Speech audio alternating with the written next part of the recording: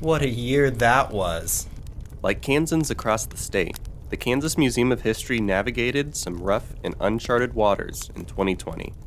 Despite the new challenges, the museum steamed ahead in its mission to collect and exhibit our shared history and to meet the educational needs of our teachers and students. The year began normally enough. In January, 1,100 of our closest friends came by to celebrate the state's birthday party. In March, we were looking forward to welcoming you to our new special exhibit commemorating the 150th anniversary of the 19th Amendment.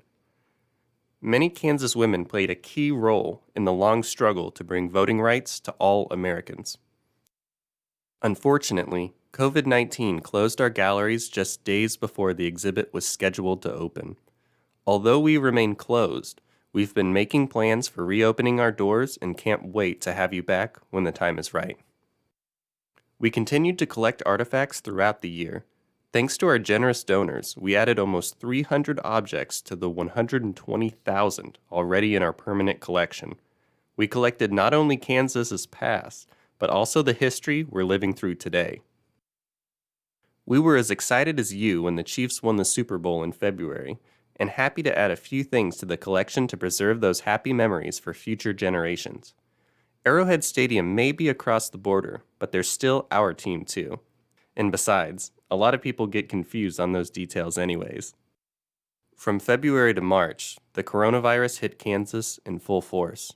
It changed everything. We collected artifacts so that future museum exhibits can remind us what daily life was like back during COVID times. Many businesses shut down, either temporarily or permanently. Sports, festivals, church services, and graduations were canceled or moved online. Kansas businesses pitched in however they could. Distilleries retooled to make hand sanitizer. Restaurants provided meals to frontline essential workers. Naturally, we wouldn't be Kansans if we didn't pause to laugh about some things too. But 2020 was more than just COVID. Kansans joined protesters across the country demonstrating for social justice.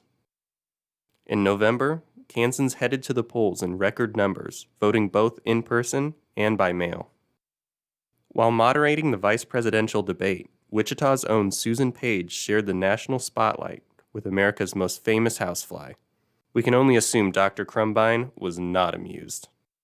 2020 also brought the U.S. Census, shaping how Kansans will be counted and governed for the next 10 years.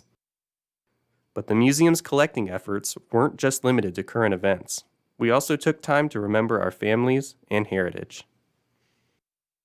We hung out and enjoyed some Kansas artists, too.